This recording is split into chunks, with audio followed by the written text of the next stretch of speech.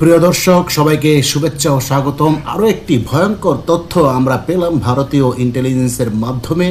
যেহেতু মাহফুজ আবদুল্লাহ ওরফে মাহফুজ আলম ইউনুসের প্রধানতম সহকারী মাস্টার মাইন্ড এই মাহফুজ আবদুল্লাহ, সুতরাং তাকে নিয়ে সারা বিশ্বে কিন্তু হইচই পড়ে গেছে জঙ্গিদের মধ্যে এবং সভ্য দেশগুলোর মধ্যে, বিশেষ করে ভারতের মধ্যে। এই জন্য মাহফুজ আবদুল্লাহ সম্পর্কে নানান তথ্য বের হয়ে আসছে।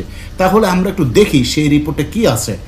মাহফুজ আবদুল্লাহ তার আসল নাম নয়, সে পাকিস্তানে জঙ্গি প্রশিক্ষণ প্রাপ্ত। তার আসল বাড়িও কিন্তু লক্ষ্মীপুরের রায়পুরায় নয়। সে মূলত বিন্দেশি, সে মূলত মায়ানমারের। ইন্টারন্যাশনাল জঙ্গি নেটওয়ার্কগুলোর সাথে তার বেশি যোগাযোগ আছে। লাদেনের মতো অডিও বের করে তারা জুলাইতে আন্দোলন করেছিল। হ্যাঁ প্রিয় দর্শক, আমরা দেখেছিলাম ভিডিও বের করে লাদেনের মতো তারা জুলাইতে আন্দোলন করেছিল, কারণ লাদেনের বাহিনীর কাছে ট্রেনিং প্রাপ্ত সে। চিন্তা করে দেখেন কত ভয়ঙ্কর।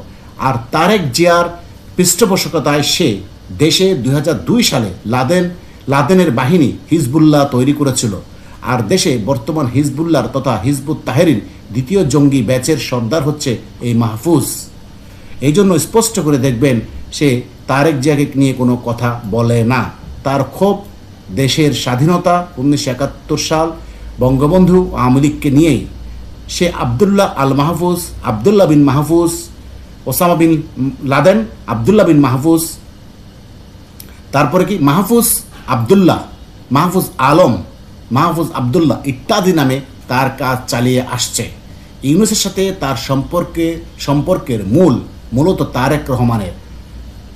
তারেক রহমান লন্ডনে পালিয়ে যাবার পর থেকেই জঙ্গি বাহিনীর সাথে ইউনুসের সখ্যতা গড়ে ওঠে। অর্থাৎ চিন্তা করে দেখেন, আমরা আগেও বলেছিলাম ইউনুস এখন জঙ্গিদের গডফাদার, ইউনুস হিজবুত তাহরির প্রধান, ইউনুস এখন জঙ্গি নেতা। ইউনুসের তত্ত্বাবধানে আইসিসিতে জঙ্গিতে যোগদান করে গ্রামীণের অনেকেই, যার মধ্যে ছিল গ্রামীণফোরের এককালের মার্কেটিং হেড। ঢাকায় হলি আর্টিজানে আইএস যখন ওই যে হামলা স্বীকার করলো, হামলা সম্পর্কে পরিকল্পনা তাদেরই করা ছিল।